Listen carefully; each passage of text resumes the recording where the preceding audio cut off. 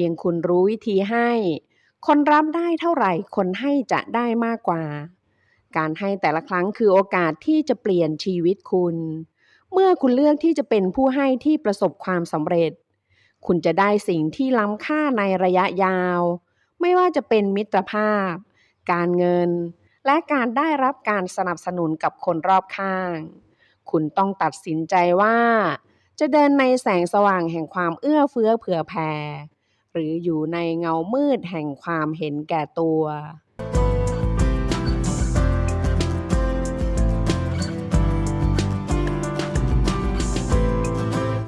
สวัสดีครับคุณผู้ฟังยินดีต้อนรับเข้าสู่ Key Story หนังสือดีเปลี่ยนแปลงชีวิตได้ในวันนี้มีชื่อว่า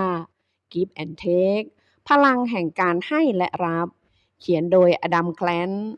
พลังแห่งการให้และรับไม่ใช่แค่ผู้รับเท่านั้นที่จะได้ประโยชน์แต่ผู้ให้ก็ได้รับประโยชน์ด้วยเช่นกันแถมยังได้มากกว่าในทุกๆด้านเพราะยิ่งคุณให้มากเท่าไหร่คุณก็จะยิ่งประสบความสำเร็จมากขึ้นเท่านั้นคนส่วนใหญ่เชื่อว่าทุกคนที่ประสบความสำเร็จอย่างถล่มทลายมีปัจจัย3อย่างที่เหมือนกันคือแรงจูงใจความสามารถและโอกาสถ้าอยากประสบความสำเร็จเราต้องขยันขันแข็งบ่มเพาะความสามารถและอาศัยโชคช่วยเล็กน้อยแท้จริงแล้ว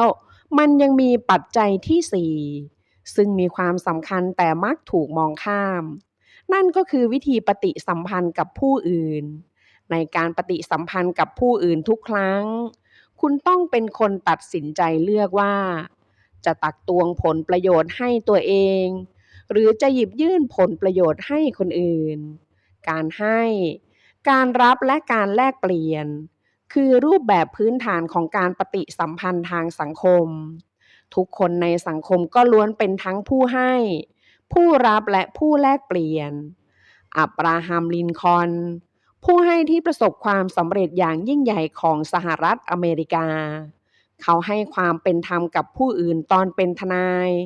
ด้วยการปฏิเสธการว่าความให้กับผู้ที่มีความผิดจริงเขาให้ประชาชนมีผู้นำที่ดีในวุฒิสภาโดยการถอนตัวจากการชิงตำแหน่งสมาชิกวุฒิสภาครั้งแรก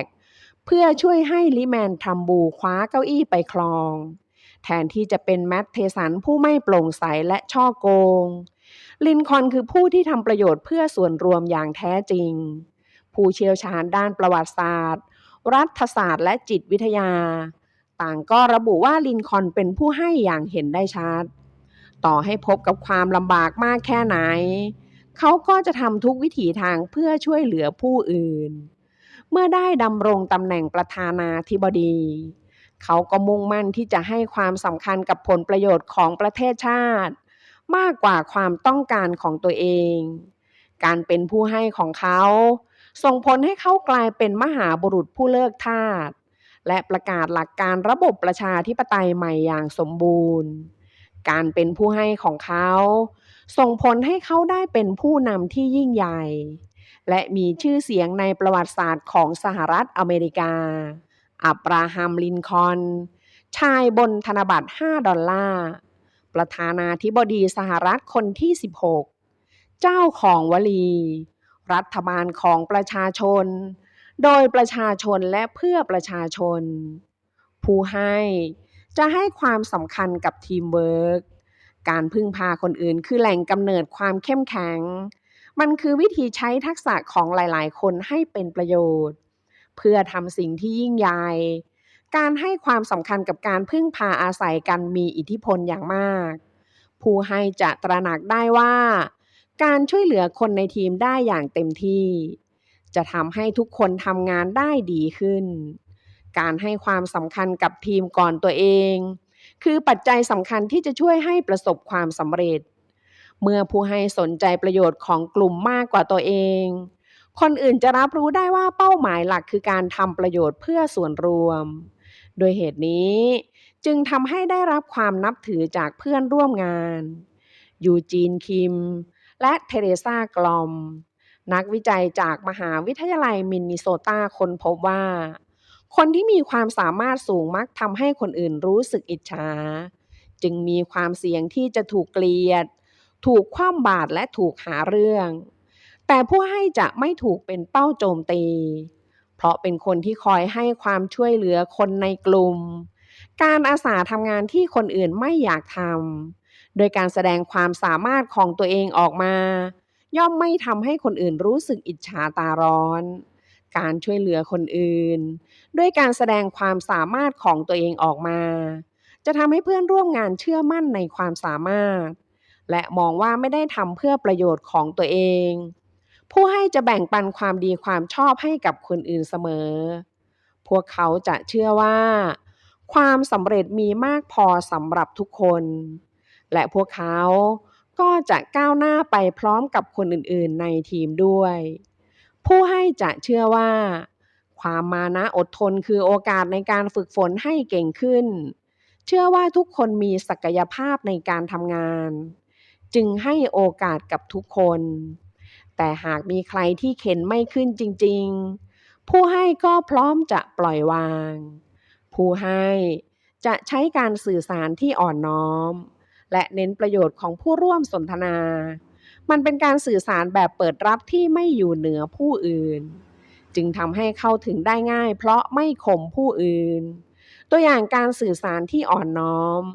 ที่ผู้ให้ใช้คือการขอคำแนะนำฝ่ายตรงข้ามจะไม่มีอคติกับคนที่มาขอคำแนะนำการถูกมองว่าอ่อนแอไม่ได้ทำให้ผู้ให้รู้สึกลำบากใจเพราะไม่ค่อยสนใจเรื่องศักดิ์ศรีมากเท่าไหร่ผู้ให้ขอคำแนะนำจากคนอื่นเพราะอยากจะเรียนรู้จริงๆการขอคำแนะนำจะทำให้เกิดการเรียนรู้และเปิดรับมุมมองใหม่ๆเมื่อเราสละเวลาแรงกายและความรู้เพื่อช่วยเหลือคนอื่นการขอคำแนะนำจึงเป็นวิธีที่แนบเนียนในการขอให้ใครสักคนช่วยเหลือเราเมื่อพวกเขาสละเวลาให้คำแนะนำแก่เราก็จะยินดีที่จะช่วยเหลือต่อไปให้มากขึ้นการขอคำแนะนำจากคนอื่นเป็นการแสดงความเคารพนับถือและชื่นชมในความสามารถของพวกเขามันจึงทำให้พวกเขากระตือรือร้นและให้ความช่วยเหลือเป็นอย่างดีการสื่อสารที่อ่อนน้อมคือภาษาที่ผู้ให้ใช้อยู่เป็นประจำมันเป็นปัจจัยสำคัญอีกอย่างหนึ่งที่อยู่เบื้องหลังความสำเร็จการแสดงจุดอ่อนการตั้งคำถามการพูดในเชิงไม่แน่ใจและการขอคำแนะนำจะช่วยเปิดโอกาสให้เราโน้มน้าวใจคนอื่นได้มันจะส่งผลต่อสถานการณ์ต่างๆที่เกิดขึ้นในชีวิตของเราทั้งในด้านการสร้างความสัมพันธ์และความร่วมมือกับคนอื่นด้วยผู้ให้ที่สามารถขึ้นสู่จุดสูงสุดของบันไดแห่งความสำเร็จคือผู้ให้ที่คำนึงถึงผลประโยชน์ส่วนตัวและคำนึงถึงผลประโยชน์ของผู้อื่นการคำนึงถึงผลประโยชน์ส่วนตัวหมายถึงการแสวงหาอำนาจและความสำเร็จขณะที่การคำนึงถึงผลประโยชน์ของผู้อื่นหมายถึงความเอื้อเฟื้อเผื่อแผ่และการให้ความช่วยเหลือคนส่วนใหญ่ทึกทักเอาเองว่าผลประโยชน์ส่วนตัวและผลประโยชน์ต่อผู้อื่นอยู่กันคนละขั้วแท้จริงแล้วคุณสามารถมีแรงจูงใจทั้งสองแบบได้ในเวลาเดียวกันเหมือนที่บิลเกตส์กล่าวไว้ในการประชุมเวทีเศรษฐกิจโลกว่าแรงผลักดันอันยิ่งใหญ่ของมนุษย์มีอยู่สองแบบได้แก่การคำนึงถึงผลประโยชน์ส่วนตัวและการคำนึงถึงผลประโยชน์ของผู้อื่นและผู้คนจะประสบความสำเร็จมากที่สุดคือผู้ที่ได้รับแรงผลักดันจากแรงขับเคลื่อนแบบผสมถ้าผู้รับคือคนเห็นแก่ตัวผู้ให้ที่ล้มเหลวคือคนที่ไม่นึกถึงตัวเองผู้ให้ที่ประสบความสำเร็จก็คือผู้ให้ที่นึกถึงใจเขาใจเราคนกลุ่มนี้จะให้ความสำคัญกับการทำเพื่อประโยชน์ของผู้อื่นขณะเดียวกันก็มีความทะเยอทะยานในการทำเพื่อผลประโยชน์ของตัวเองเช่นกันการให้แบบไม่นึกถึงตัวเองจะทำให้คุณล้มเหลวได้อย่างง่ายดายการนึกถึงใจเขาใจเราหมายถึงการเป็นฝ่ายให้มากกว่าฝ่ายรับผู้ให้ที่ประสบความสำเร็จจะเลือกว่าจะให้เมื่อไหร่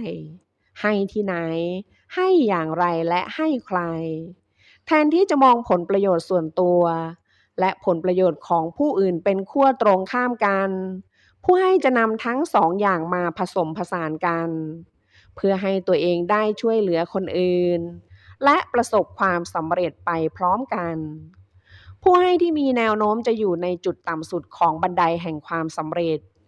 คือผู้ให้ที่ไม่รู้จักหลีกเลี่ยงหลุมพรางของการให้ คนที่ทุ่มเทเวลาให้เพื่อนร่วมงาน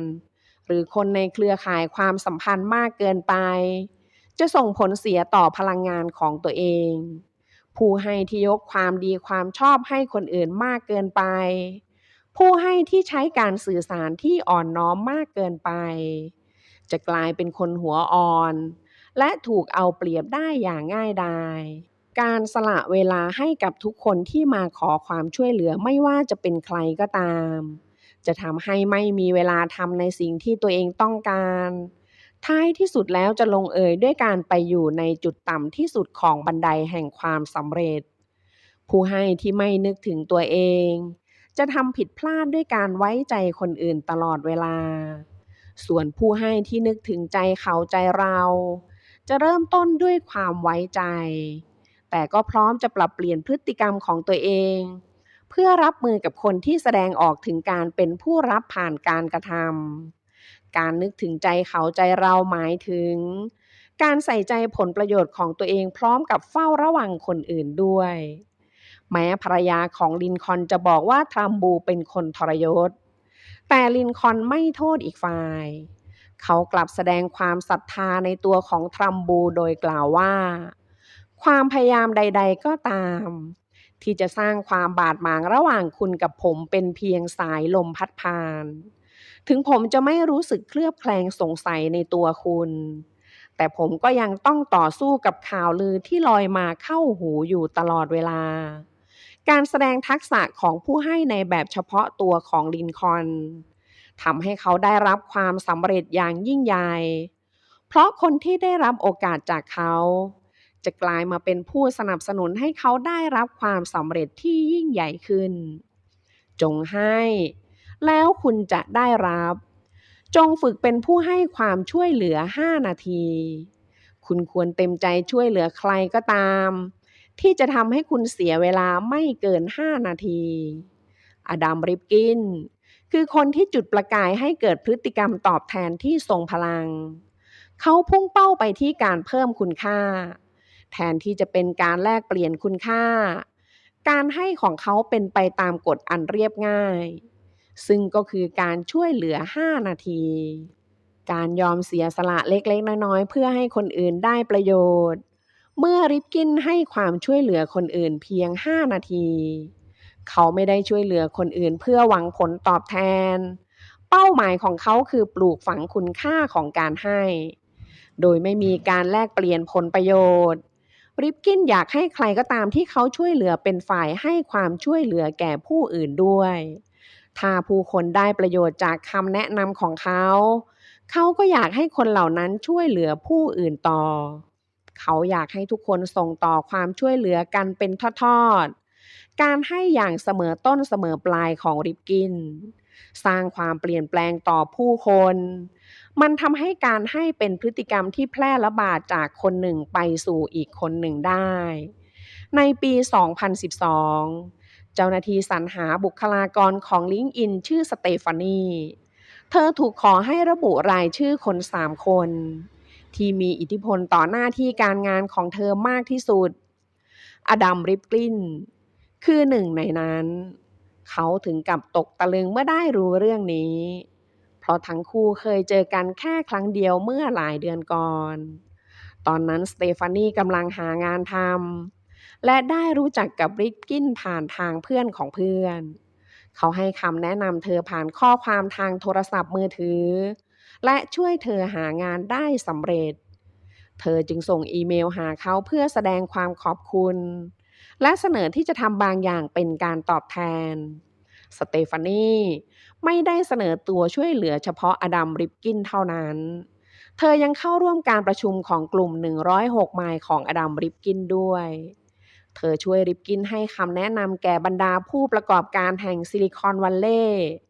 เมื่ออยู่ในห้องประชุม สเตฟานีจะแสดงความคิดเห็นเกี่ยวกับแนวความคิดของพวกเขา จะเสนอตัวทดลองใช้ผลิตภัณฑ์ต้นแบบ และเปิดโอกาสให้พวกเขาได้สานสัมพันธ์กับคนที่จะมาเป็นนักลงทุนหรือหุ้นส่วนในอนาคตด้วย บทเรียนสำคัญที่สเตฟานีได้เรียนรู้จากริปกินคือ คุณสามารถเป็นคนมีน้ำใจ และประสบความสำเร็จไปพร้อมๆกันได้ ทุกครั้งที่ริปกินแบ่งปันความเชี่ยวชาญหรือข้อมูล เขากำลังส่งเสริมให้ผู้คนในกลุ่มทำตัวเป็นผู้ให้ เมื่อริปกินขอความช่วยเหลือจากคนอื่น ส่วนใหญ่แล้วเขามักนำความช่วยเหลือนั้นไปช่วยอีกคนต่ออีกทอด การกระทำดังกล่าวทำให้ผู้คนในกลุ่มของเขาหันมาเพิ่มคุณค่าแทนที่จะแลกเปลี่ยนคุณค่า ซึ่งเปิดโอกาสให้ทุกคนได้รับประโยชน์จากคนที่พวกเขาไม่เคยช่วยเหลือหรือพบเจอมาก่อน เมื่อริปกินสร้างบรรทัดฐานของการเพิ่มคุณค่าขึ้นมา เขาก็ได้เปลี่ยนการให้ที่ต้องมีฝ่ายหนึ่งได้ฝ่ายหนึ่งเสีย เป็นการให้ที่ทุกฝ่ายต่างก็ได้ผลประโยชน์แทน นี่คือแง่มุมใหม่ๆของพฤติกรรมการตอบแทน เช่นเดียวกับวิศวกรชื่อบ๊อบซึ่งได้พบกับริปกินที่บาร์แห่งหนึ่งในปี 2009 ทั้งคู่พูดคุยกันและริปกินได้รู้ว่าบ๊อบเพิ่งตกงาน เขาจึงแนะนำให้บ๊อบรู้จักกับใครบางคนจนได้งาน แต่ต่อมาบริษัทแห่งนั้นเลิกกิจการริปกินจึงช่วยให้บ๊อบได้งานที่บริษัทตั้งใหม่แห่งหนึ่ง ซึ่งถูก Google เข้าซื้อกิจการใน 6 เดือนต่อมา ทุกวันนี้บ๊อบเป็นวิศวกรที่ประสบความสำเร็จของ Google และส่งต่อความช่วยเหลือที่ตัวเองเคยได้รับไปยังคนในกลุ่ม 106 ไมล์ นี่คือสิ่งที่เกิดขึ้นกับอดัม ริปกิน และความช่วยเหลือ 5 นาทีของเขา ชื่อเสียงของเขาในฐานะผู้ให้แพร่กระจายไปอย่างรวดเร็ว เขาแทบไม่ต้องใช้เวลาในการระดมทุนเพื่อก่อตั้งบริษัทของตัวเอง นี่คือผลตอบแทนจากสิ่งที่เขาท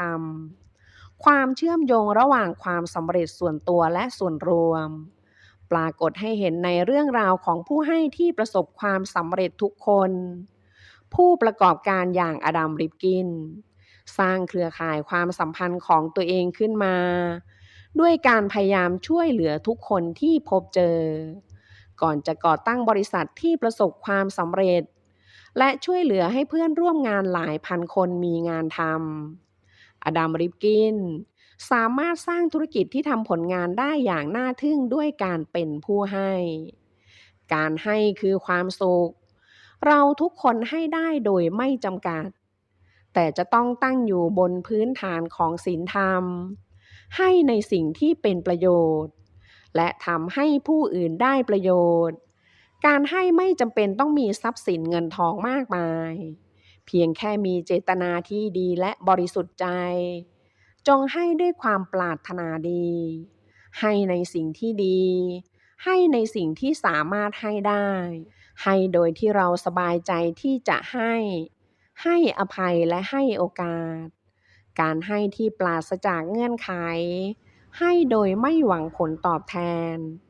ให้ด้วยความเต็มใจ จะทำให้คุณมีความสุขและประสบความสำเร็จ ขอบคุณหนังสือดีๆเล่มนี้ พลังของการให้และรับ สูตรโกงเพื่อพาตัวเองไปสู่อิสรภาพทางการเงิน คือหนึ่งในวิธีที่ดีที่สุด ที่จะช่วยให้คุณมีชีวิตได้ตามใจปรารถนา ขอเพียงคุณทำตามสูตรโกงนี้ คุณจะเริ่มมองเห็นผลลัพธ์ได้ทันที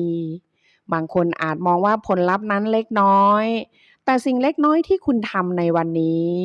จะช่วยให้คุณมีฐานะมั่นคงขึ้นในวันหน้า ไม่ว่าคุณจะกำลังเก็บเงินก้อนแรกในชีวิต หรือกำลังอยากปลดหนี้ให้ตัวเอง สูตรโกงนี้จะหนุนหลังให้กับคุณทำให้คุณใช้เงินเป็น หาเงินเก่งและเก็บเงินอยู่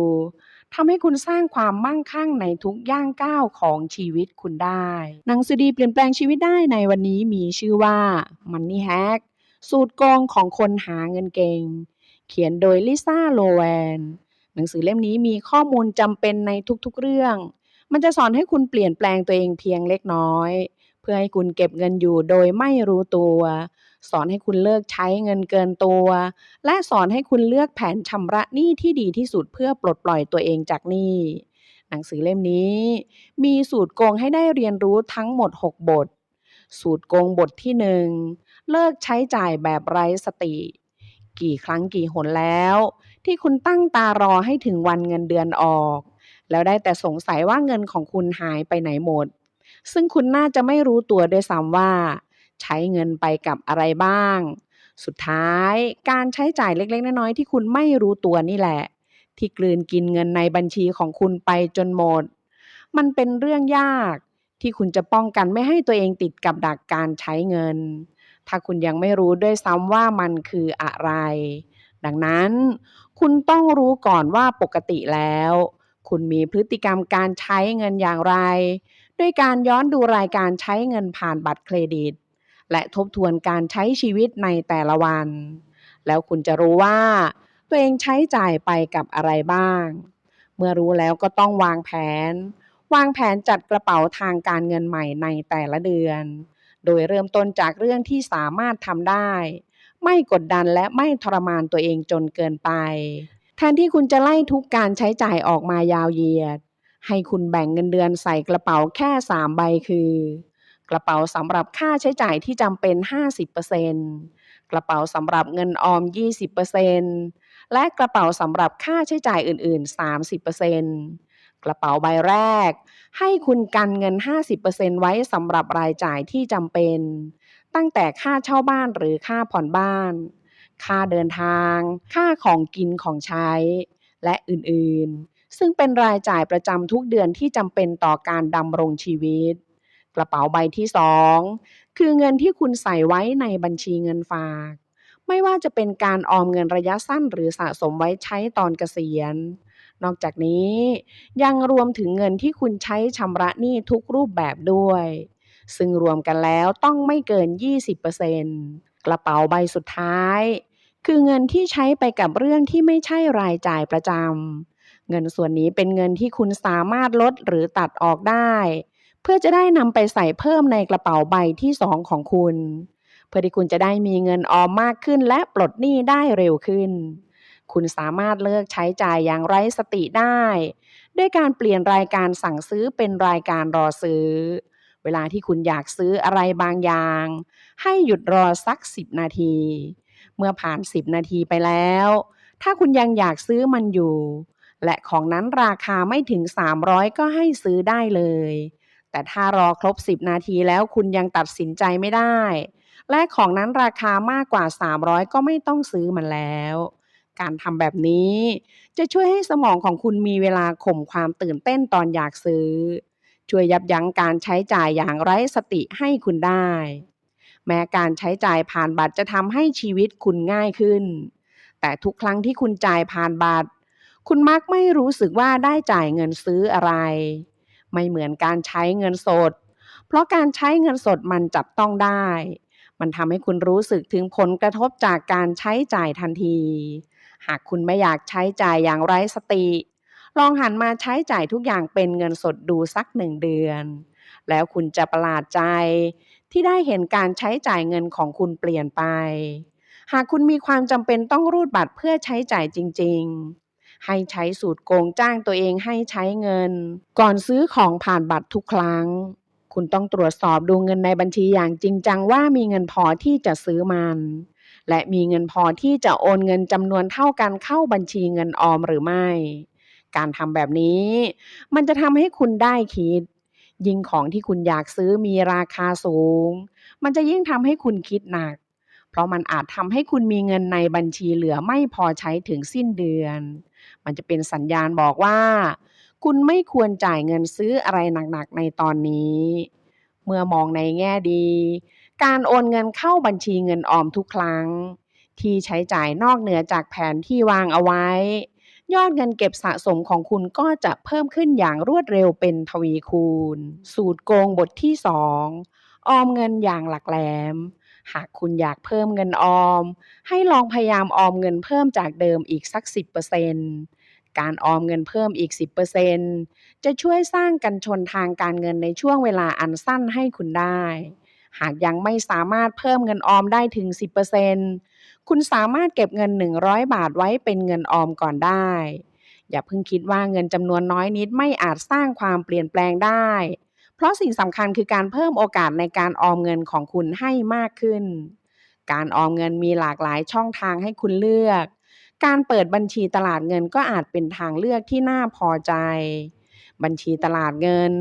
มีลักษณะคล้ายบัญชีออมทรัพย์อย่างมาก เพียงแต่จะอนุญาตให้คุณทำธุรกรรมผ่านเช็ค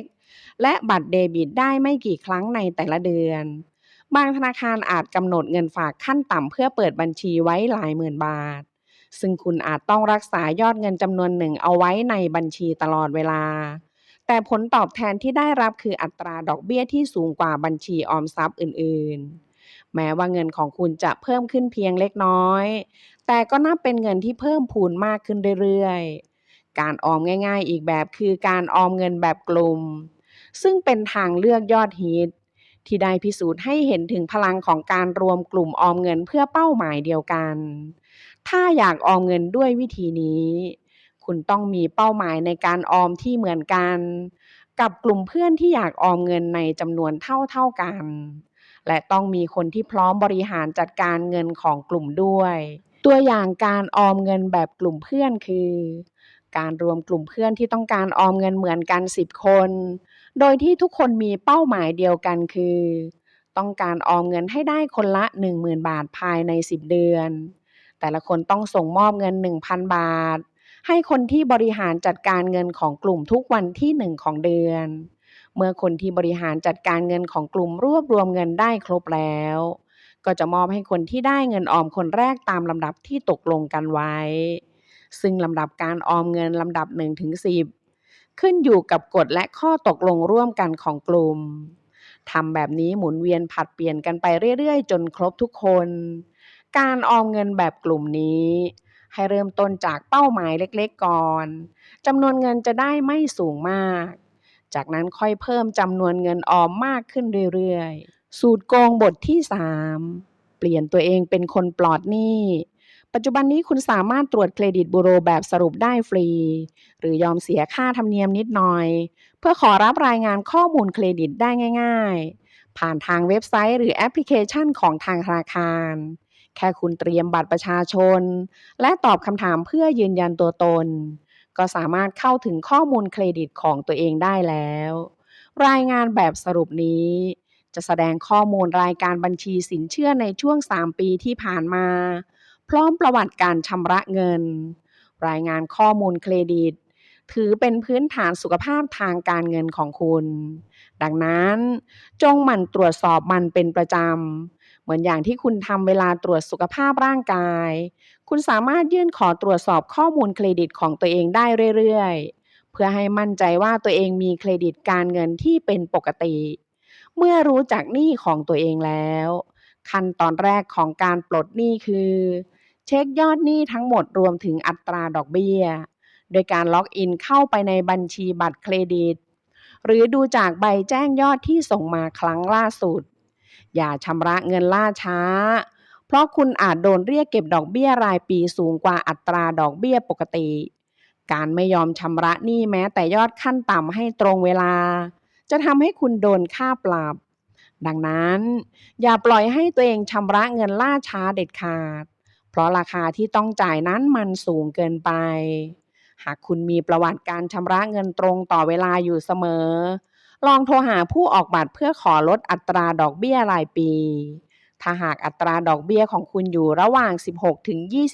16-25% คุณอาจโน้มน้าวให้ผู้ออกบัตรลดอัตราดอกเบี้ยลงได้ เมื่อเจรจาขอลดดอกเบี้ยได้แล้ว ก็เริ่มจ่ายหนี้ที่มีอัตราดอกเบี้ยสูงที่สุดก่อน เมื่อกำจัดหนี้ที่มีดอกเบี้ยสูงได้แล้ว ให้นำเงินก้อนนั้นมาจ่ายหนี้ที่มีดอกเบี้ยรองลงมา โดยบวกกับเงินที่เคยจ่ายอยู่เดิม ทำตามวิธีนี้ไปเรื่อยๆ จนกว่าคุณจะใช้หนี้หมดทุกก้อน ถ้าหากหนี้ดอกเบี้ยสูงเป็นก้อนใหญ่ คุณสามารถจ่ายหนี้ก้อนเล็กที่สุดก่อน การใช้หนี้หมดเป็นก้อนๆอย่างรวดเร็ว จะช่วยให้คุณมีแรงจูงใจที่จะใช้หนี้ต่อไปเรื่อยๆการจ่ายหนี้บ่อยขึ้นจะทำให้หนี้คุณหมดเร็วขึ้นแม้คุณจะได้รับใบแจ้งหนี้เป็นรายเดือนแต่มันก็ไม่ได้หมายความว่าคุณจะจ่ายหนี้ได้เดือนละครั้งในเมื่อเจ้าหนี้คำนวณดอกเบี้ยเป็นรายวันก็แสดงว่ายิ่งคุณจ่ายยอดค้างเร็วเท่าไหร่คุณยิ่งจ่ายดอกเบี้ยของรอบบิลถัดไปให้น้อยลงได้เท่านั้นยิ่งยอดค้างเฉลี่ยรายวันเหลือน้อยเท่าไหร่คุณก็ยิ่งเสียดอกเบี้ยรอบบิลถัดไปน้อยลงเท่านั้นดังนั้นอย่าลังเลที่จะจ่ายหนี้ให้บ่อยขึ้นเพื่อให้หนี้คุณหมดเร็วขึ้นหากคุณมีปัญหาชักหน้าไม่ถึงหลังอย่าละเลยการชำระหนี้จนลงเอยด้วยการชำระล่าช้าการขอความช่วยเหลือเป็นเรื่องยากก็จริงแต่มันจะช่วยประหยัดเงินให้คุณได้ในระยะยาวอีกทั้งยังช่วยไม่ให้คุณต้องเผชิญกับความเครียดและความเสียใจลองโทรหาผู้ให้กู้เพื่อสอบถามว่ามีแผนหรือโครงการให้ความช่วยเหลือคุณได้หรือไม่จงอย่าลังเลที่จะโทรหาผู้ให้กู้ถ้าหากคุณกำลังประสบปัญหาเรื่องการเงินอย่างหนักสูตรโกงบทที่4ทำเงินทำเงินทำเงินการฝึกฝนทักษะสามารถทำเงินได้หัวใจสำคัญก็คือการศึกษาหาความรู้อย่างต่อเนื่องการเรียนรู้ทักษะใหม่ๆเพื่อเพิ่มความรู้ให้ตัวเองนั้นไม่จำเป็นต้องสิ้นเปลืองเงินทองมากมายการเรียนรู้เกี่ยวกับสายงานในด้านอื่นๆหรือทักษะที่สามารถนำมาปรับใช้กับงานประจำนั้นไม่เพียงช่วยเสริมความมั่นใจแต่ยังทำให้คุณดูเด่นขึ้นมาเมื่อถึงเวลาเลื่อนขั้นด้วยหากอยากประสบความสำเร็จในหน้าที่การงานคุณจำเป็นต้องอาศัยความช่วยเหลือไม่ใช่แค่จากหัวหน้าหรือเพื่อนร่วมงานที่พร้อมให้การสนับสนุนแต่ยังหมายถึงการหาพี่เลี้ยงซึ่งอาจเป็นใครสักคนในสายงานเดียวกันหรือคนที่มีประสบการณ์ในการทำงานมากพอที่จะแนะแนวทางให้คุณได้ในยามจำเป็นพี่เลี้ยงที่ดีจะทำหน้าที่เป็นทั้งผู้คอยให้กำลังใจและให้คำปรึกษาซึ่งช่วยย้ำเตือนให้คุณเห็นคุณค่าในตัวเองจากการวิจัยพบว่าพนักงานที่มีพี่เลี้ยงมีแนวโน้มจะได้รับค่าตอบแทนสูงกว่าและได้เลื่อนตำแหน่งมากกว่าแถมพวกเขายังเต็มที่กับงานและได้รับการเติมเต็มจากงานที่ทำมากกว่าด้วยซึ่งจะเป็นผลดีเมื่อถึงเวลาต้องพูดคุยกันเรื่องค่าตอบแทนจงค้นหามูลค่าของตัวเองให้เจอแล้วฝึกฝนเรียนรู้ให้เกิดความชำนาญเพื่อจะได้เจรจาต่อรองเงินเดือนเพื่อจะได้เรียกร้องสิทธิประโยชน์อื่นๆจากการทำงานหากอยากทำเงินเพิ่มคุณสามารถหาอาชีพเสริมทำนอกเวลางานอาชีพเสริมตามฤดูกาลหาเงินจากการแชร์บ้านให้เช่าสอนพิเศษออนไลน์และใช้รถเป็นป้ายโฆษณาเป็นต้นสูตรโกงบทที่5ปูเส้นทางอนาคตจงตั้งปณิธานเรื่องเงินในวันเกิดของคุณ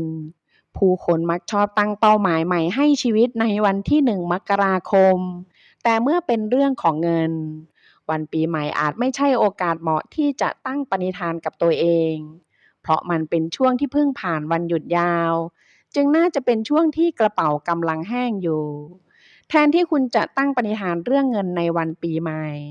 ให้คุณตั้งเป้าหมายทางการเงินทุกปีของคุณในวันเกิดของตัวเอง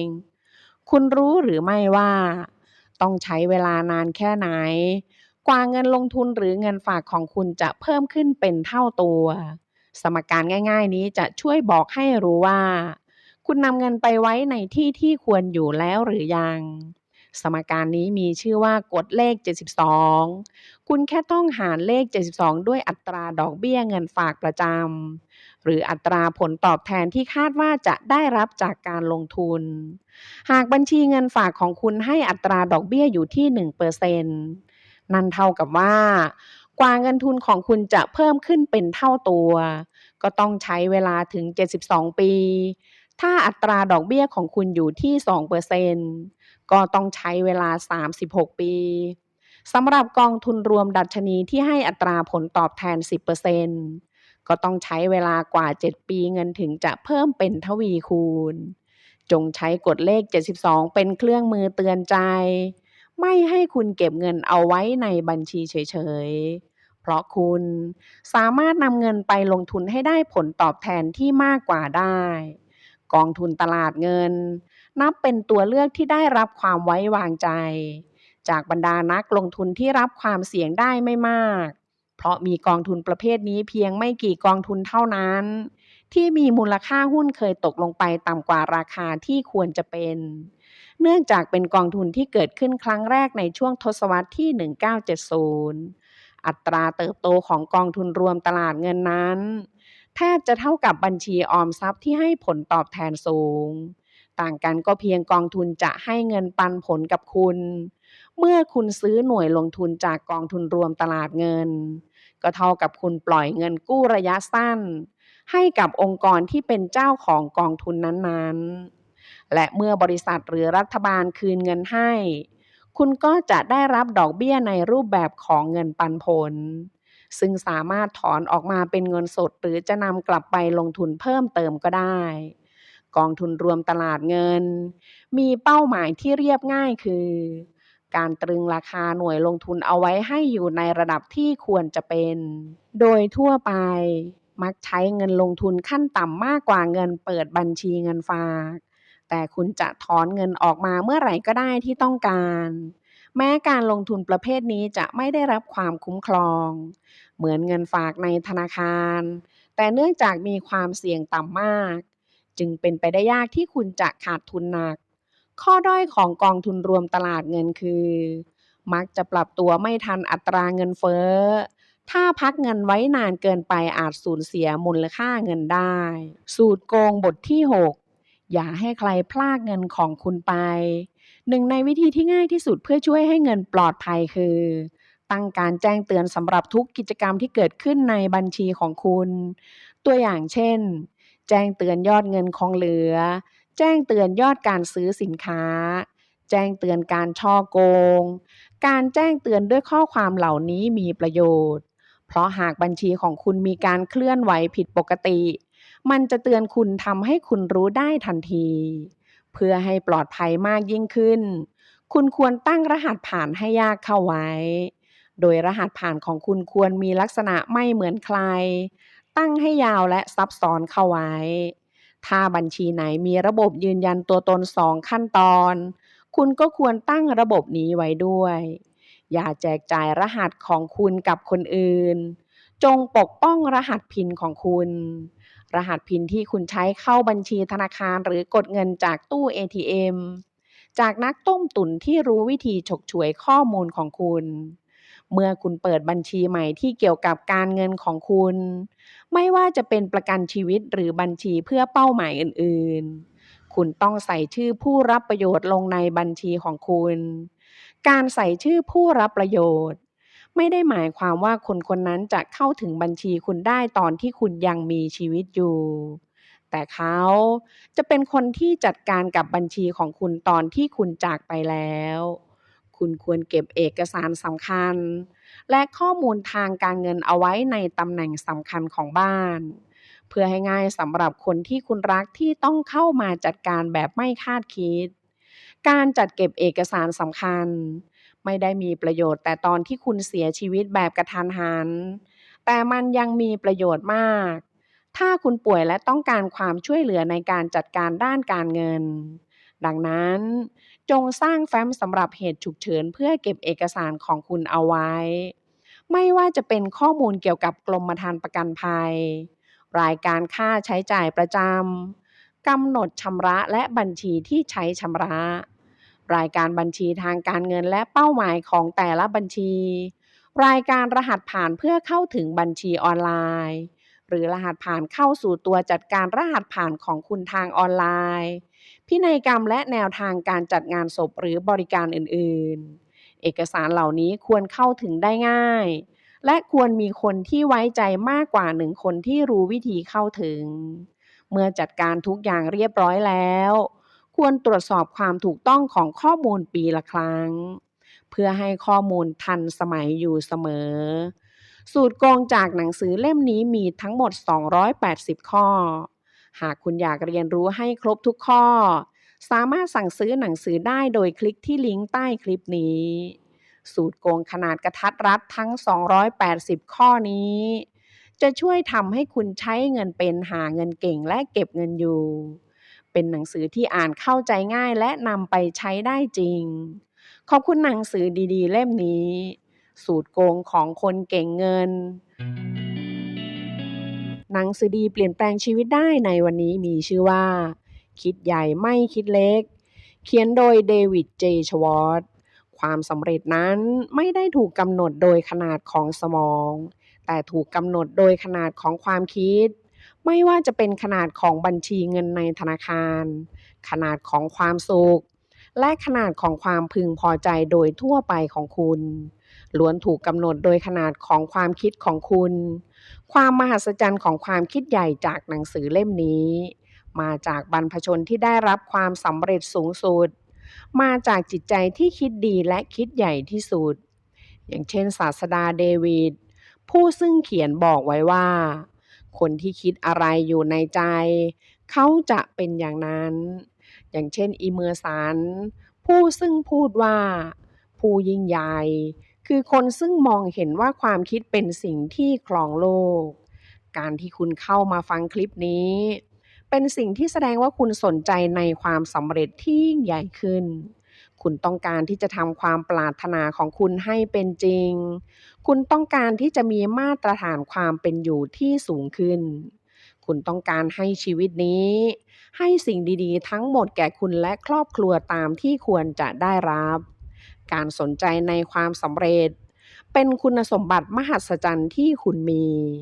และเครื่องมือที่จะช่วยให้คุณประสบความสำเร็จในสิ่งที่ปรารถนานั้นก็คือการคิดใหญ่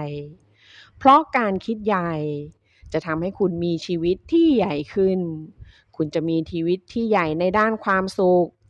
คุณจะมีชีวิตที่ใหญ่ในด้านความสำเร็จในหน้าที่การงานใหญ่ในด้านของรายได้ใหญ่ในด้านของเพื่อนฝูงและใหญ่ในการที่จะได้รับการยอมรับและยกย่อง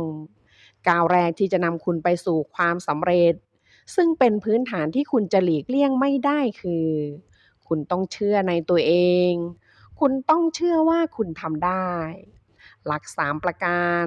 ที่จะสร้างและทำให้พลังแห่งความเชื่อของคุณแข็งแกร่งคือ 1. คิดว่าต้องสำเร็จอย่าคิดว่าจะล้มเหลวไม่ว่าจะเป็นเรื่องงานหรือเรื่องครอบครัวคุณต้องคิดว่าตัวเองจะประสบความสำเร็จเมื่อไหร่ที่เจอปัญหาคุณต้องคิดว่าจะชนะเมื่อคุณต้องแข่งกับคนอื่นจงคิดว่าตัวเองเก่งเท่าๆกับคนที่เก่งที่สุดเพื่อให้จิตใจส่วนที่คิดว่าจะสำเร็จชี้นำความคิดของคุณความคิดที่เชื่อว่าจะสำเร็จมันจะควบคุมจิตใจของคุณให้คิดแผนการและกลยุทธ์ที่จะนำคุณไปสู่ความสำเร็จได้ 2. เตือนตัวเองอยู่เสมอว่าคุณเก่งกว่าที่คุณคิดความสำเร็จไม่จำเป็นต้องอาศัยหัวสมองที่ดีเลิศและก็ไม่มีอะไรมหัศจรรย์เกี่ยวกับความสำเร็จความสำเร็จไม่ได้ขึ้นอยู่กับโชคชะตาแต่ขึ้นอยู่กับการพัฒนาความเชื่อมั่นในตัวเองและทำตามนั้นอย่ายอมรับหรือแสดงให้คนอื่นเห็นว่าคุณไม่ใช่คนเก่งเป็นอันขาด 3. คิดใหญ่ขนาดของความสำเร็จถูกกำหนดโดยขนาดของความเชื่อของคุณหากคุณคิดอะไรเล็กๆคุณก็จะประสบความสำเร็จเพียงเล็กน้อยแต่หากคุณคิดการใหญ่ความคิดของคุณก็จะนำไปสู่ความสำเร็จที่ยิ่งใหญ่ในขณะที่คุณคิดเพื่อนำไปสู่ความสำเร็จจงศึกษาคนที่ประสบความสำเร็จอย่างรอบคอบศึกษาว่าอะไรทำให้เขาประสบความสำเร็จแล้วนำมาใช้กับชีวิตคุณเองคนที่ประสบความสำเร็จสูงนั้นมักจะเป็นคนที่ไม่นิยมการแก้ตัวรูปแบบที่แย่ที่สุดของการแก้ตัวคือเรื่องสุขภาพความเฉลียวฉลาดอายุและโชคข้ออ้างที่ว่าสุขภาพของฉันไม่ดีวัคซีนที่ดีที่สุดที่จะป้องกันข้อแก้ตัวเรื่องสุขภาพก็คืออย่าพูดเรื่องสุขภาพของคุณเพราะยิ่งคุณพูดถึงเรื่องความเจ็บป่วยมากเท่าไหร่คุณก็จะยิ่งรู้สึกว่ามันหนักขึ้น ดังนั้นอย่าเป็นทุกข์หรือหนักใจกับสุขภาพของคุณจงรู้สึกยินดีอย่างจริงใจที่สุขภาพของคุณดีเท่ากับของคนอื่นดังสุภาษิตเก่าแก่ที่ว่าฉันรู้สึกสงสารตัวเองเพราะฉันมีแต่รองเท้าขาดจนกระทั่งฉันพบคนคนหนึ่งซึ่งไม่มีเท้าการพอใจในสุขภาพที่เป็นอยู่จะเป็นวัคซีนที่มีประสิทธิภาพที่จะต่อต้านความเจ็บป่วยและโรคที่จะเกิดขึ้นมาใหม่ได้ดังนั้นจงเตือนตัวเองอยู่บ่อยๆว่าชีวิตเป็นของคุณที่จะสนุกสนานอย่าปล่อยให้เสียโอกาสไปอย่างไร้ประโยชน์อย่าปล่อยให้ชีวิตผ่านไปโดยการคิดถึงแต่ห้องผู้ป่วยในโรงพยาบาลข้ออ้างเรื่องความเฉลียวฉลาดคือต้องหัวดีถึงจะประสบความสำเร็จคนเราส่วนใหญ่เข้าใจผิด2ประการหลักๆเกี่ยวกับเรื่องความฉลาดคือประเมินหัวสมองของตัวเองต่ำเกินไปและประเมินหัวสมองของคนอื่นสูงเกินไปสิ่งที่เป็นสาระจริงๆมันไม่ใช่คุณฉลาดแค่ไหนแต่มันคือคุณใช้สิ่งที่คุณมีอยู่อย่างไรเพราะความคิดที่ชี้นำสมองของคุณนั้นสำคัญกว่าความฉลาดของคุณจงอย่าประเมินสมองของคุณต่ำเกินไปและอย่าประเมินสมองของคนอื่นสูงเกินไปจงยึดมั่นกับสิ่งที่คุณมีและค้นให้พบความสามารถพิเศษที่คุณมีอยู่จงเตือนตัวเองบ่อยๆว่าทัศนคติสำคัญกว่าสมองจงฝึกตัวเองให้มีทัศนคติเป็นบวกทั้งที่บ้านและที่ทำงานอย่าหาเหตุผลว่าทำไมคุณถึงทำไม่ได้แต่ให้หาเหตุผลว่าทำยังไงคุณถึงจะทำได้เพื่อให้ความสามารถของคุณหาทางไปสู่หนทางที่จะชนะข้ออ้างเรื่องอายุคือไม่มีประโยชน์หรอกฉันแก่เกินไปเสียแล้วมันคือข้ออ้างที่ปิดโอกาสของผู้คนจำนวนมหาศาลเพราะคิดว่าแก่เกินไปแล้วจึงทำให้ไม่สนใจแม้แต่จะลองทำลองมองอายุของคุณในแง่บวกโดยการคำนวณเวลาที่คุณยังสามารถทำงานได้อย่างขยันขันแข็งอย่าลืมว่าคนอายุ30ปียังมีเวลาที่จะทำงานถึง 80%และคนอายุ50ปีก็ยังคงเหลือเวลาที่จะทำงานอีกถึง 40%จากนั้นก็ใช้เวลาที่เหลือทำในสิ่งที่คุณต้องการจริงๆเลิกคิดว่าเราควรจะเริ่มตั้งนานแล้วแต่ให้คิดว่าเราจะเริ่มทำเดี๋ยวนี้ข้ออ้างเรื่องโชคคือกรณีของฉันไม่เหมือนคนอื่นฉันโชคไม่ดีนักปราชญ์ที่สอนเรามาหลายชั่วอายุคนบอกว่าทุกสิ่งทุกอย่างเกิดแต่เหตุไม่มีอะไรเกิดขึ้นโดยไม่มีสาเหตุแม้กระทั่งเรื่องของลมฟ้าอากาศก็ไม่ใช่เหตุที่เกิดโดยบังเอิญแต่เป็นผลของเหตุการณ์เฉพาะ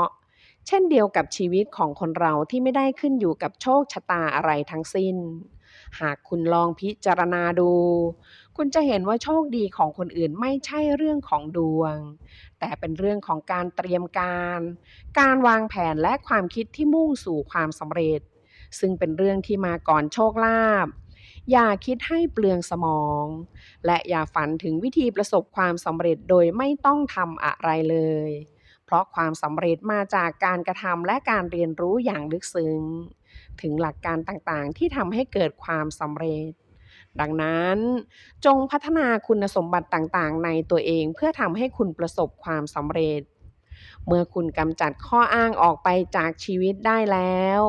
คุณต้องสร้างความเชื่อมั่นในตนเองเพื่อทำลายความหวาดกลัวความกลัวส่วนใหญ่เป็นเรื่องของจิตใจความวิตกความเครียดความประหม่าและความตื่นตกใจซึ่งเกิดจากความผิดพลาดในการจัดการความคิดที่เป็นลบวิธีที่จะแก้ปัญหาเรื่องความกลัวได้คือการลงมือทำทันทีคุณคงเคยได้ยินมาบ้างว่าการยิ้มจะช่วยให้กำลังใจดีขึ้นการยิ้มเป็นยาขนานเยี่ยมสำหรับคนที่ไม่มั่นใจในตนเองการยิ้มอย่างเปิดเผยจะให้ความมั่นใจแก่คุณการยิ้มอย่างเปิดเผยเอาชนะความกลัวได้ขจัดความวิตกได้และเอาชนะความทุกข์โศกได้จงใช้พลังของการยิ้มเพื่อสร้างความสำเร็จให้กับคุณนักจิตวิทยาเชื่อว่า ท่าทางการเคลื่อนไหวและการเดินช้ามีความสัมพันธ์กับทัศนคติที่ไม่รื่นรมย์ของตนเองและคนรอบๆตัวคุณสามารถเปลี่ยนแปลงทัศนคติของคุณโดยการเปลี่ยนท่าทางและความเร็วของการเคลื่อนไหวของคุณได้ลองใช้เทคนิคการเดินเร็วขึ้น 25% สร้างความมั่นใจของคุณเงยหน้าของคุณยืดไหล่ของคุณและเดินให้เร็วขึ้นแล้วคุณจะรู้สึกว่าตัวเองมีความมั่นใจมากขึ้นอีกหนึ่งเทคนิคสำคัญในการสร้างความมั่นใจและทำลายความกลัวคือการสบตาโดยปกติแล้วการไม่ยอมสบตาแสดงให้เห็นถึงสิ่งหนึ่งสิ่งใดต่อไปนี้รู้สึกว่าตัวเองอ่อนแอเมื่อเทียบกับคนอื่นรู้สึกต่ำต้อยกว่าคนอื่นกลัวคนอื่นหรือไม่ก็รู้สึกผิดต่อคนอื่นคนที่ไม่ยอมสบตากับคนอื่นคือคนที่กลัวคนอื่นจะอ่านใจออกว่ากำลังคิดอะไรอยู่การเลี่ยงที่จะสบตากับคนอื่นก็หมายถึงการแสดงให้คนอื่นเห็นว่ากลัวและขาดความมั่นใจดังนั้นจงเอาชนะความกลัวนี้ด้วยการมองสบตาคนอื่นจงสบตาคนอื่นเพื่อจะบอกว่าคุณจริงใจคุณเชื่อมั่นในสิ่งที่คุณกำลังพูดคุณไม่กลัวและคุณมีความมั่นใจเป็นเวลานับพันปีที่นักปราชญ์ได้ให้คำแนะนำที่ดีว่าจงรู้จักตนเองแต่คนส่วนมากดูเหมือนว่าจะแปลความหมายของคำแนะนำนี้ว่ารู้จักเฉพาะสิ่งที่เป็นลบของตนเองการพิจารณาตนเองของคนส่วนใหญ่ประกอบด้วยรายการที่แสดงถึงความผิดพลาดความล้มเหลวและความไม่เอาไหนของตนเองมันเป็นสิ่งดีที่เราจะรู้จุดอ่อนของตนเองเพราะจะทำให้สามารถปรับปรุงตนเองได้แต่ถ้าเรารู้เฉพาะคุณสมบัติทางด้านลบคุณค่าของตัวเราก็จะน้อยลงจงจำเอาไว้ว่าการคิดใหญ่ดีกว่าในทุกทางวิธีที่จะทำให้คุณคิดใหญ่คือใช้คำของคนคิดใหญ่ซึ่งก็คือคำพูดที่ให้สัญญาว่าจะชนะให้ความหวังให้ความสุขและให้ความรื่นเริงหลีกเลี่ยงคำที่พ่ายแพ้และล้มเหลวคุณต้องเอาชนะความรู้สึกดูถูกตัวเองคุณต้องรู้ว่าคุณดีกว่าที่คุณคิดคุณต้องมองอนาคตให้ไกลขึ้นคุณต้องฝึกเพิ่มคุณค่าให้กับสิ่งต่างๆทั้งกับคนอื่นและตัวคุณเองคุณต้องมีวิธีคิดและวิธีฝันอย่างสร้างสรรค์การคิดสร้างสรรค์หมายถึงการค้นพบวิธีการที่ใหม่และดีขึ้นในการทำสิ่งต่างๆเป็นสิ่งที่ตอบแทนความสำเร็จทุกประเภทไม่ว่าจะในบ้านที่ทำงานหรือชุมชนขึ้นอยู่กับการหาวิธีที่จะทำสิ่งต่างๆให้ดีขึ้นสิ่งที่จะช่วยพัฒนาและสร้างความแข็งแกร่งให้กับความสามารถในการคิดสร้างสรรค์ของเราคือต้องเชื่อว่ามันเป็นไปได้เมื่อคุณเชื่อจิตใจของคุณก็จะหาวิธีทำการเชื่อว่าสิ่งใดเป็นไปได้จะเปิดทางให้กับคำตอบที่สร้างสรรค์ต่างๆการเชื่อว่าสิ่งใดเป็นไปได้เท่ากับทำลายความคิดต่างๆตั้งแต่ยังไม่เกิดหลักการนี้ประยุกต์ได้กับทุกสถานการณ์ทั้งใหญ่และเล็กผู้นำทางการเมืองที่ไม่เชื่อมั่นอย่างจริงใจในสันติภาพที่ถาวรของโลกจะไม่สามารถนำสันติภาพนั้นมาได้เพราะว่าจิตใจของเขาถูกปิดกั้นจากความคิดสร้างสรรค์ที่จะนำมาซึ่งสันติภาพนักเศรษฐศาสตร์ที่เชื่อว่าเศรษฐกิจตกต่ำเป็นสิ่งที่ไม่อาจหลีกเลี่ยงได้จะไม่สามารถพัฒนาความคิดสร้างสรรค์ที่จะเอาชนะวัฏจักรของเศรษฐกิจได้ในทำนองเดียวกันคุณสามารถหาวิธีการมากมายที่จะชอบคนคนหนึ่งถ้าคุณคิดว่าคุณสามารถทำได้คุณสามารถที่จะหาทางออกให้กับปัญหาชีวิตถ้าคุณเชื่อว่าคุณทำได้คุณสามารถที่จะหาทางซื้อบ้านใหม่และใหญ่กว่าเดิมถ้าคุณเชื่อว่าคุณทำได้ความเชื่อจะกระตุ้นสมองของคุณปล่อยความคิดสร้างสรรค์ออกมาจงเปิดใจของคุณเพื่อให้จิตใจของคุณได้รับการกระตุ้นจงถามและฟังแล้วคุณจะตัดสินใจได้ถูกต้องจงถามตัวเองว่าเราจะทำให้มากขึ้นได้อย่างไรการถามตัวเองด้วยคำถามนี้จะส่งสัญญาณให้จิตใจคุณทำงาน มันจะหาวิธีตัดทอนงานต่างๆที่ไม่จำเป็นออกไปและทำในสิ่งสำคัญและจำเป็นต้องทำมากขึ้นจงยอมรับความคิดใหม่และทดลองทำแนวทางใหม่ๆจงถามตัวเองทุกวันว่าเราจะทำให้ดีขึ้นได้อย่างไรเมื่อคุณถามตัวเองแบบนี้คำตอบจะปรากฏขึ้นจงเชื่อว่าคุณทำได้เพราะเมื่อคุณเชื่อว่าคุณทำได้จิตใจของคุณมันจะเชื่อว่ามีทางเปิดไปสู่คำตอบและจิตใจของคุณมันจะหาหนทางทำขึ้นจนสำเร็จจิตใจคุณเป็นกลไกที่มหัศจรรย์มันสามารถนำคุณไปข้างหน้าสู่ความสำเร็จที่งดงามแต่จิตใจดวงเดียวกันนี้ก็สามารถนำคุณไปสู่ความล้มเหลวอย่างสิ้นเชิงได้เช่นกันจิตใจของคุณสะท้อนสิ่งที่สภาพแวดล้อมป้อนให้กับมันเช่นเดียวกับที่ร่างกายของคุณสะท้อนถึงอาหารที่คุณป้อนให้มันสภาพแวดล้อมกำหนดตัวเราไม่ว่าจะเป็นวิธีการเดินการหัวเราะ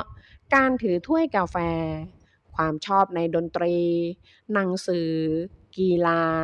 บันเทิงหรือเสื้อผ้าของคุณทั้งหมดนี้ส่วนใหญ่เกิดขึ้นจากสภาพแวดล้อมของคุณการอยู่กับคนที่คิดลบนานๆจะทำให้คุณกลายเป็นคนคิดลบการใกล้ชิดกับคนจุกจิกจะสร้างนิสัยจุกจิกในตัวคุณการเป็นเพื่อนกับคนที่มีความคิดใหญ่จะช่วยยกระดับความคิดของคุณการติดต่อใกล้ชิดกับคนที่มีความทะเยอทะยานสูงจะทำให้คุณอยากไขว่คว้าดวงดาว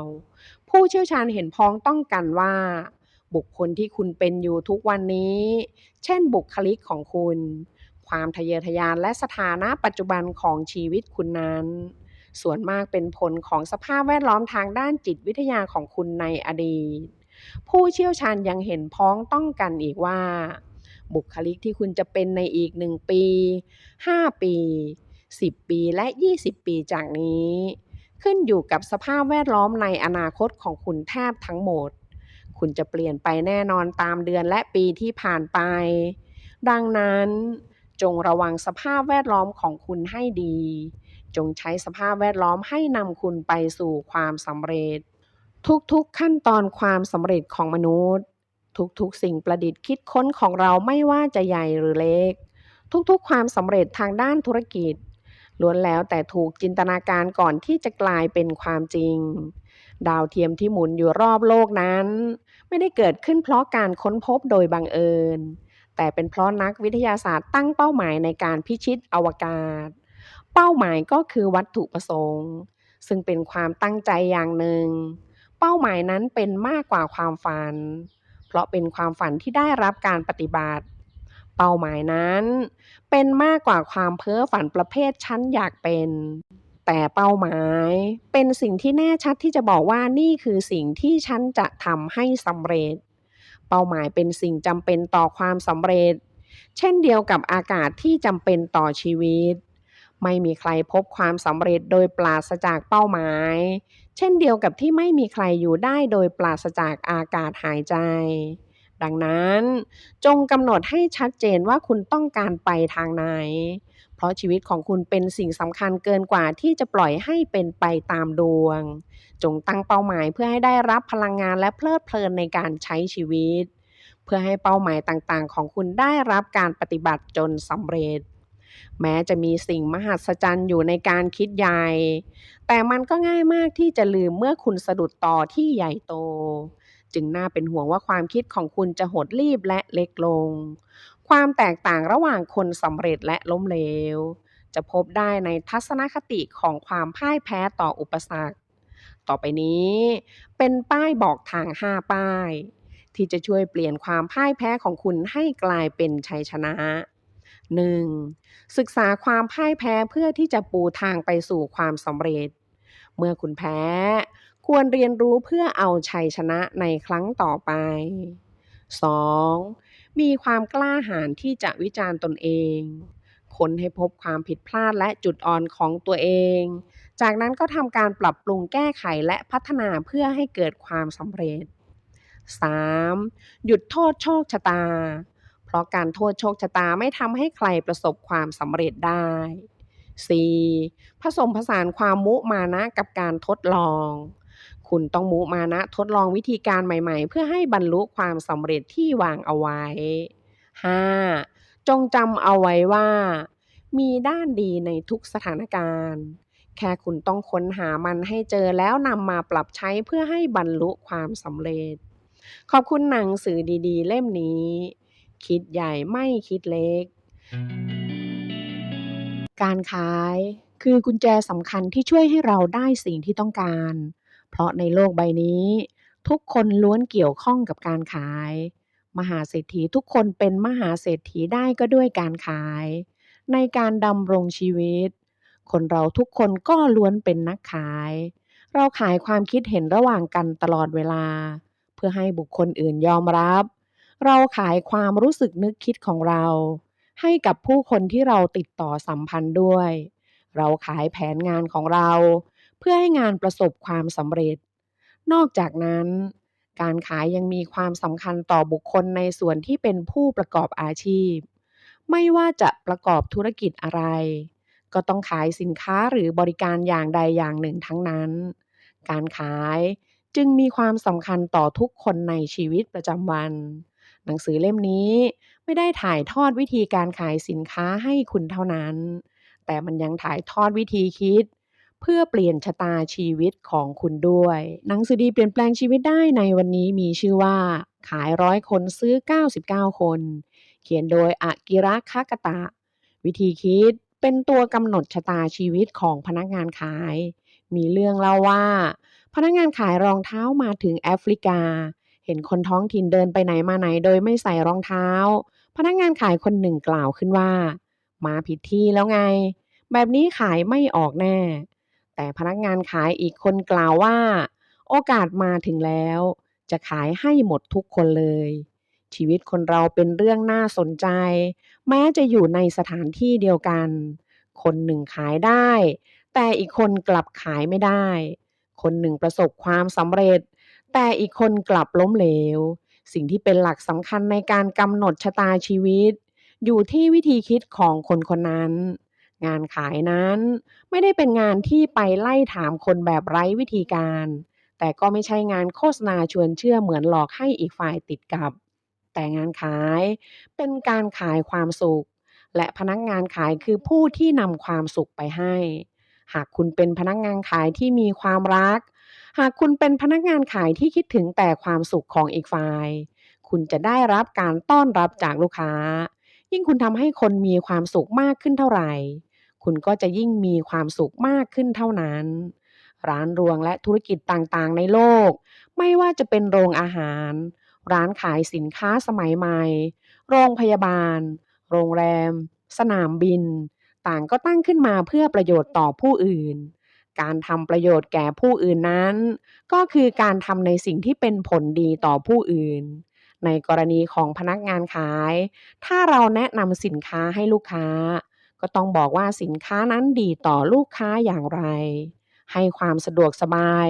ให้ความปลอดภัย และให้ความสุขกับลูกค้าแบบไหน จากนั้นก็ทำให้ลูกค้าคิดและตัดสินใจใช้สินค้านั้น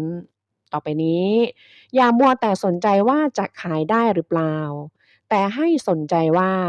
ถ้าขายสิ่งนี้จะเป็นผลดีแก่ลูกค้าอย่างไร การตั้งคำถามแบบนี้จะทำให้สมองค้นหาข้อดีของสินค้านั้น ในความเป็นจริงไม่มีสินค้าใดที่ปราศจากข้อบกพร่อง หากเรายอมรับความจริงข้อนี้ได้ หากเราสามารถมองเห็นคุณค่าอันเป็นจุดเด่น จุดเด่นที่ไกลเกินกว่าข้อบกพร่องของสินค้าได้จากใจจริง แล้วหันมาชื่นชมข้อดีของสินค้านั้น ว่ามันทำประโยชน์อะไรให้กับลูกค้าได้บ้าง เมื่อลูกค้าเห็นประโยชน์ที่เขาจะได้รับ สินค้าของเราก็จะขายได้เอง จิตวิทยามนุษย์นั้นเป็นเรื่องสากล คนส่วนใหญ่รู้สึกดีกับพนักงานขายที่ดูสะอาดตา แจ่มใส ร่าเริงและมีมารยาทดีพร้อม พนักงานขายที่เรียกว่ามืออาชีพนั้น ต้องมีความสะอาดตา แจ่มใส ร่าเริงและมีมารยาทดีพร้อม ถึงขนาดที่สร้างความสนใจและประทับใจแก่ลูกค้าได้ ไม่ว่าจะในการทำงานหรือในชีวิตส่วนตัว คนที่เราปฏิสัมพันธ์ด้วย ต่ ต่างก็เป็นกระจกสะท้อนตัวเรา ถ้าเราปฏิบัติต่ออีกฝ่ายด้วยใจและด้วยความสุภาพ อีกฝ่ายก็จะปฏิบัติกับเราแบบนั้นเช่นกัน เพราะฉะนั้นถ้าคุณปฏิบัติกับลูกค้าด้วยความใส่ใจและมีมารยาทแล้ว ลูกค้าก็จะไม่ขับไล่ใส่ส่งคุณแบบไร้เยื่อใยอีก การขายเป็นงานที่เกี่ยวข้องกับสภาพจิตใจ ไม่ว่าจะเป็นพนักงานขายที่เก่งขนาดไหน ถ้าไม่มีแก่ใจก็ไม่สามารถขายด้วยความร่าเริงแจ่มใสได้ ถ้าไม่สามารถเอาชนะลูกค้าด้วยน้ำเสียง ด้วยพลังและความกระตือรือร้นแล้ว ก็จะโดนปฏิเสธอย่างง่ายดายสิ่งที่สำคัญสำหรับพนักงานขายก็คือ การควบคุมสภาพจิตใจของตนเอง ก่อนจะขายสินค้า ต้องขายตัวเองให้ได้ก่อน ทุกคนโหยหาความรู้สึกเป็นคนสำคัญ หลักจิตวิทยาข้อนี้สามารถใช้ได้กับทุกคน ไม่ว่าจะเป็นคนหนุ่มสาวหรือคนแก่ ต่างก็โหยหาความรู้สึกอยากเป็นคนสำคัญด้วยกันทั้งนั้น พวกเราใช้ชีวิตอยู่อย่างโหยหาความรู้สึกเป็นคนสำคัญ อยากเป็นที่รัก อยากเป็นที่นึกถึงในทางที่ดี อยากให้ใครๆเอาอกเอาใจโดยที่ตัวเองไม่รู้ตัว ที่ลูกน่ารัก ก็เป็นเพราะพ่อแม่ให้ความรักและเป็นที่พึ่งพาได้ ที่คู่สมรสเพิ่งแต่งงานใหม่มีความสุข ก็เพราะต่างฝ่ายต่างให้ความสำคัญกัน ดังนั้นการจะทำให้ลูกค้ารู้สึกมีความสุขได้ในเวลาอันสั้น ต้องอาศัยการทำให้ลูกค้าได้รับความรู้สึกเป็นคนสำคัญอย่างเต็มเปี่ยม ไม่ว่าจะเป็นเพศตรงข้าม ลูกค้า ลูกน้องหรือครอบครัว ในแง่จิตวิทยาแล้ว จิตใจของคนเราล้วนเหมือนกันหมด ถ้าเรารู้แก่นของจิตวิทยา เราจะสามารถเป็นมิตรกับอีกฝ่ายได้อย่างง่ายดาย แล้วเรายังสามารถควบคุมอีกฝ่ายได้ดังใจนึกอีกด้วย การรู้แก่นของจิตวิทยา จะทำให้ชักจูงอีกฝ่ายให้ชอบเราหรือซื้อของจากเราได้อย่างง่ายดายกฎของทุกสิ่งอย่างในโลกใบนี้ คือการให้และการรับ สิ่งที่เรากำลังให้คนอื่น จะคืนกลับมายังตัวเรา มันคือหลักจิตวิทยาที่ใช้ได้กับทุกกลุ่มและทุกคน ไม่ว่าจะเป็นเพศเดียวกันหรือเพศตรงข้าม ไม่ว่าจะเป็นเพื่อนร่วมงานหรือลูกค้า เมื่อคุณทำให้อีกฝ่ายมีความสุขก่อน เมื่อคุณให้ประโยชน์กับอีกฝ่ายก่อน และเมื่อคุณชอบอีกฝ่ายก่อน คุณย่อมได้รับสิ่งนั้นกลับมาอย่างแน่นอนก้าวกระโดดสู่การเป็นสุดยอดนักขาย ด้วยเทคนิคจากอากิระคากาตะ นักขายผู้ได้รับสมญานามว่าเป็นพระเจ้าแห่งการขายโดยทักษะการปิดการขายได้ภายในครั้งเดียว ไม่ว่าจะเป็นสินค้าที่คนอื่นมองว่าขายยากแค่ไหนก็ตาม อากิระคากาตะไม่ได้ถ่ายทอดวิธีขายของแบบคนทั่วไป แต่เขาลงลึกถึงขั้นตอนที่ฝ่ายขายส่วนใหญ่มักคิดไม่ถึง นั่นคือการปรับทัศนคติที่มีต่องานขาย งานขายไม่ใช่การตามตื้อลูกค้า แต่เป็นการนำเสนอสิ่งที่เป็นประโยชน์ต่อลูกค้า โดยเขายึดหลักว่า อย่าขายสินค้า แต่จงหาว่าสินค้าสร้างความสุขให้กับลูกค้าได้อย่างไร เมื่อหาเจอแล้ว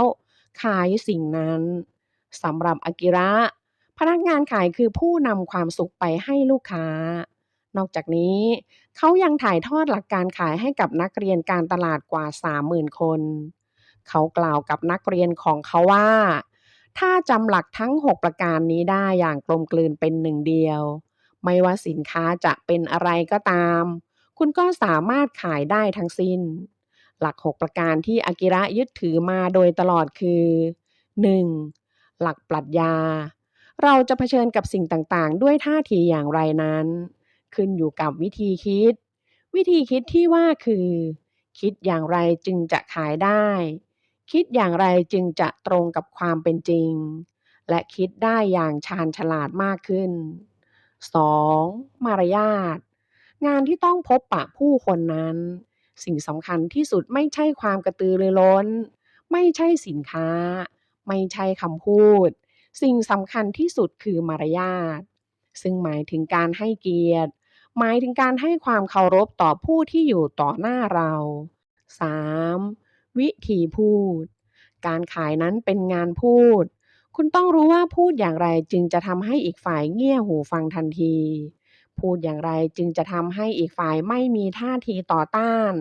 และพูดอย่างไรที่จะทำให้อีกฝ่ายยอมเซ็นสัญญาซื้อขาย 4. ทฤษฎี